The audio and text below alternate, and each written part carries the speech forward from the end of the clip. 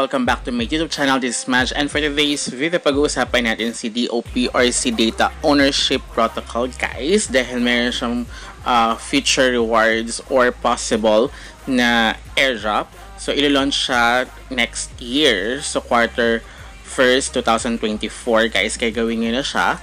Wala pa naman yung snapshot nga. So, once na nag-snapshot siya at di nyo siya natapos, hindi kayo maging eligible. So, you need to finish the 8 steps, guys. So, yun yung papakita ko sa inyo kung paano yung matatapos yung 8 steps, guys. So, complete step by step siya, guys. So, wag kayong mag-skip, guys. Stay tuned until the end of this video dahil medyo may pagka-tricky siya, guys. So, kaya tapusin nyo siya hanggang sa dulo. Okay, guys. And then, bibigyan kayo ng mga tips and tricks, guys, paano nyo siya matatapos. Okay? But before we jump into it, make sure you like this video, subscribe to my channel if you have not already, and ring that notification bell so you always be updated to my upcoming videos and off-the-clock episodes. So, hindi lahat ng mga airdrops, guys, is nagiging okay, but these past few days past few weeks, okay yung mga nagiging airdrop ngayon, kaya nagbabalikan ulit. Kaya ito, for free lang din siya. Kaya gawin nyo na habang di pa siya nag-snapshot. Okay? So, kailangan lang is input your email and then you need to create your wallet, guys. So, ayan. Si Data Ownership Protocol Web Wallet. So, pero gagamitin nyo pa rin si MetaMask dito. And dahil testnet pa lang siya, kailangan nyo nang kumuha ng Sepolia. Sa faucet. Sepolia faucet. Okay? Kailangan nyo makakuha dun. For free lang naman yan. So, once na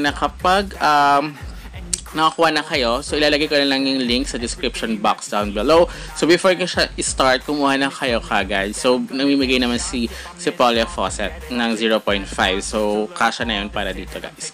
So after nga makakuha doon, kailangan nyo mag-create ng wallet. So you need to input your password and then of course confirm your password. So kailangan same yan. So kailangan tandaan nyo yan para hindi nyo makalimutan. And then yun, lalabas sa kagad. Sorry, in-stop ko na siya dahil lalabas yung phrase, yung verification, yung secret phrase nga, guys. So kailangan nyo yan tapusin. And kailangan nyo siya numbering, yung from 1st to 12. Okay, naka-random siya. Then after that, verify nyo na siya. Pag na-submit nyo na siya, ito na yung lalabas. Congratulations. Okay, so after that, click continue and then ayan. So ito yung magiging wallet address, yung DOP wallet address. So kailangan nyo raw siya i-secure. So you can also copy this one and then click done. And then after that, you need to log into your testnet account. So nakasinave ko naman siya sa desktop. So ay wait, bakit ayaw ata. So type ko na lang siya. Ito na, lumabas na. Ay, wrong. Okay, type ko na lang. So kapag hindi siya okay, type nga na lang yung inyong password. So ayan, then click unlock and then ayan, welcome to DOP's testing environment. Then click start and then click connect wallet. Kaya ako kayo pinakuha kagad ng Sepolia faucet para tuloy-tuloy na kayo, guys, dito. Kasi kung inumpisahan nyo, nakatanga naman yung first step is follow us on X or sa Twitter account nila. So, kapag may Sepolia kayo, hindi na kayo babalik-balik. So, dire-diretso na siya. So, parang mag-sync in na lang siya o mag-link na lang siya kagad. So, now, here is you need to finish the 8 steps. Pero before, nakita ko sa iba is 7 steps lang. So, I think dinagdagan na nila kasi nga mayroon na silang invite and earn. Earn 20% bonus to every user you invite to the DOP testnet. This feature will be available once na complete yung step 7. Okay? So first, yun nga, mag-sign in muna kayo sa inyong X account or Twitter account. So once na, actually, here kasi before, agad step 7 lang. So pagdating na, may step 8 sila, dahil medyo late na akong gumawa nito. Pero yung mga nauna, is in step 8 nila, walang email address again. But now, dahil may dinagdag na ulit sa DOP, so kailangan dito ng invitation. But, don't you worry, guys. Later on, pwede naman siya na let's hope, dahil testnet mo lang siya, pwede siya ng self-referral, guys. Dahil, diba, kung kailangan mo ng para matapos yung step 8, you need a self-referral. Parang gano'n. Kawawa kasi kung yan kasi yung pinakahuli. Tapos, need para matapos mo kasi nakalagay dyan is after step 7 lalabas yung yan nga, yung pang step 8. Which is, ayan, nakita niya sa kanilang Twitter page. So, here, ayan nga yung parang you need to invite. So, I think pwede siyang self-referral. So, try natin yan later in this video. Kaya, huwag kayo mag-skip. Okay? Now, natapos natin yung step 1. So, now, let's proceed to step 2. Actually, hindi ko siya ginawa before dahil maraming bug. Sobrang tagal daw. At least ngayon, very smoothly yung ano nga, wala siya. Iba kasi, may stop silang gawin ito dahil may problem yung site. I think natapos na kasi halos lahat gumawa nito. Kaya, masyadong ano na. Pag new kasi and then congested yung site, kadalasan is ayun nga. So ayun, sabi ko, ito yung ano nga, itsura rin sa Folia Faucet, guys. Pinakita ko lang sa inyo. So ganyan siya. Kailangan nyo rin mag-sign up dun para makakuha kayo ng free Folia Faucet. Okay? So now, ayun, diba, at least, diba, sabi ko lang sa inyo, kapag nakuha na kayo, tuloy-tuloy na kayo dun. Next nga is claim testnet DOP. So click nyo lang yung claim. So magtutuloy na siya sa inyong MetaMask. So, kapag wala kayo Sepolia kasi nga gamitin niya for the gas fee. Kaya kailangan nyo ng Sepolia token or ETH token from Sepolia. Okay, wait nga lang siya. So, ayan nga, at least dito, medyo mabilis na siya. Unlike, nakita ko dati, yung mga halos rant na mga gumawa nito, hindi nila matapos due to ang tagal ng ganito. Ayan, diba, hindi na ganyan. So, parang andyan lang siya for how many hours. Kaya, yung iba, isa talaga. Kasi wag muna, kapag nakita ko may gumawa nito yesterday, na okay na nga daw yung site. Very smoothly na nga. So, ayan, natapos na, diba? So, ganyan. So, iba kasi umaabot ng 30 minutes to 1 hour.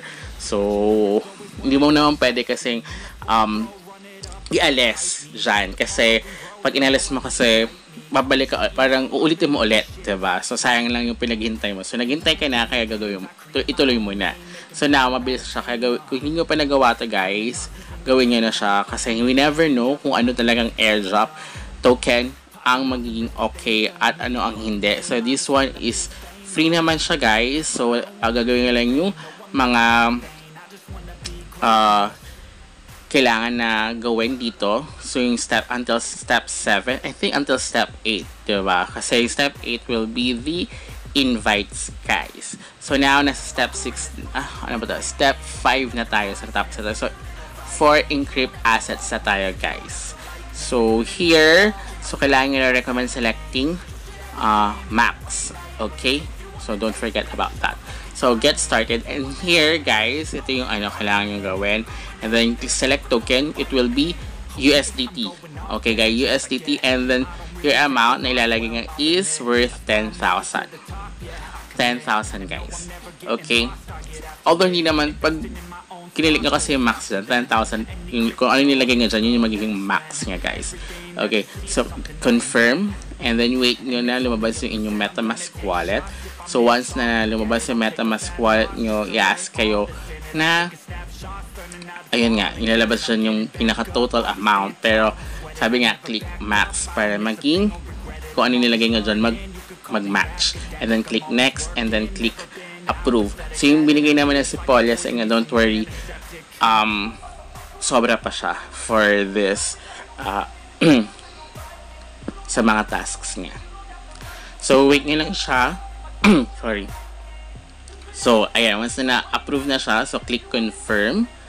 And then, wait nyo lang yung encryption. So, pag natapos siya, magpaproceed naman siya kagad sa, ayan. Tapos, di ba ang bilis? So, ayan. So, click close na, guys. So, check natin later yan. So, click close. So, pwede nyo siya i-close kagad. Pero gusto ko siya i-check kasi later. So, ayan, natapos na natin yung step 5. Now, let's proceed to step 6. So, dito naman, ayan. So, nasa 62% na tayo. So, dyan yung makita yung, yung progress nga, guys. And then, kung sa tapos na siya, mag-email naman siya sa inyo na congratulations. So, but late, nakita niya sa aking magbibigay siya ng congratulations guys kapag natapos niya na siya. So mag-wait na lang kayo for the further announcement. So here, ayan, kailangan nyo click the USDT again kasi yung ginamit natin. And then, minimum lang guys So 100 yung ilalagay nyo dyan. So you need to click the arrow down para i-click yung test DOP address nga guys. So ayan. So may fee kasi siya kaya minimum lang yung ilagay natin guys. Kasi after that, the last step, it will be same this one as well. Na 100, then may feeling kasi siya.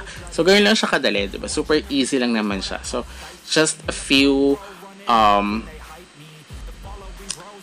ayan. So, click approve. I think, just a few minutes lang, guys. Wala pa siyang less than 1 hour. So, less than lang siya. So, mabilis lang siya guys, super duper bilis lang niya. So less than 30 minutes matatapos nga siya kagad. So at least, diba, we never know, mali nga naman. So at least click confirm and then sending in progress. Wait nyo lang siya guys.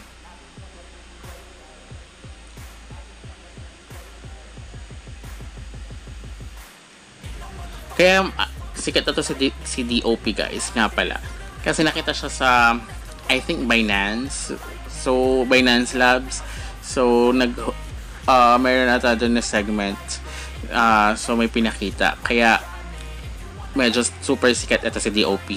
Kaya, possible na mataas din daw yung kanyang value. If ever na kagad siya makakredit. Katulad ni NFP ngayon guys. Si NFP token, diba? $1 kagad. So, nalist siya sa Binance. So, malay nyo, ganun din yung maging niya. So, kung hindi kayo nag-eligible kay NFP, eto, gawin nyo na siya para mag-eligible kayo guys. So, ayan. So, another another amount is 100 and then input your wallet password and then decrypt and then click confirm guys. So, wait nyo lang again na lumabas si MetaMask nga guys. Mas madali siya sa desktop talaga kaysa kung i-aaning siya sa inyong phone. But, okay naman sa phone pero yun nga. Mas ako kasi mas preferred ko sa desktop.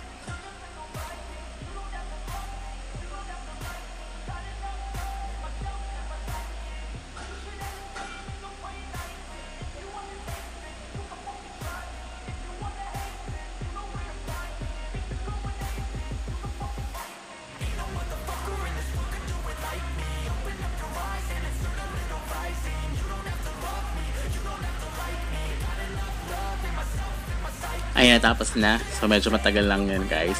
Then, click close. And then, ayan, natapos na natin. So, yun na nga. Ito na nga yung you are almost there. So, you need 3 of your friends will join with your unique link. So, kailangan yun ng 3 invites. Diba? So, kung kaya yung uling-huli, so, paano siya magkakaroon ng another 3, diba? So, 3, isa pa nga lang, super hirap na, diba? So, I think pwede siya. So, sabi naman nila, so, ganoon din yung ginawa ng mga kalala ko na nag-self-referral sila, guys, with same IP address. Pero, yun nga lang, dito dahil may follow Twitter, and then you need MetaMask wallet, so you need 3 Twitter account, and then 3 MetaMask wallet. So, much better daw kung yung Twitter nyo is mga more than a month old na siya guys para at least hindi siya maging spam or maging alam mo na ma-detect na dummy talaga, diba? So at least may mga interaction niya sa dummy Twitter nga even though na dummy siya, pero yun nga kasi kailangan ito para matapos niya yung step 1, diba? So yung MetaMask naman madali naman gumawa siya sa MetaMask. So maging problem dyan is the Twitter account. So kung mayroon kayong at least 3 Twitter accounts na okay siya guys, yun naman yung yun naman yung tip ko guys. Mas okay kasi kung more than a month or more. So ito papakita. A few moments later. Ayan guys, so ayan, di ba na-credit akong isa. So ginawa ko, kasi may Twitter account na yung mom ko. So ginamit ko na yung sa kanya. And then same naman siya, same IP address. So different browser nga lang, di ba? So pumasok naman siya As you can see, nag-credit naman siya. Kaya pwede naman. Basta kailangan lang na 3 Twitter account and then 3 MetaMask. So, different browser nga lang gagawin niya, guys, using your own link. So, ito, ayan. Yung sa kanya. So, here, ayan. Diba? So, sa kanya is wala pa. So, iba yung ano niya dyan, yung kanyang link. Diba? So, ito yung sa akin. So, pwede siya. So, kayo yung tip ko sa inyo, guys. Basta, much better kung mas matagal na yung Twitter na gagamitan nyo, guys. Or, kung may kakalala kayo na malapit sa inyo, guys. So, pwedeng siya puntahan or, diba, hiramin yung Twitter account. So, kayo na gumawa na nandun siya, diba? So, or talagang kailangan talaga gumawa ng panibagong Twitter account kung kulang yung Twitter account nyo, guys. So, yun nga lang. Yun nga, tip ko lang kasi mas okay kung more than 1 month old pero kung hindi talaga kakayanin, try nyo lang, malay nyo naman, diba?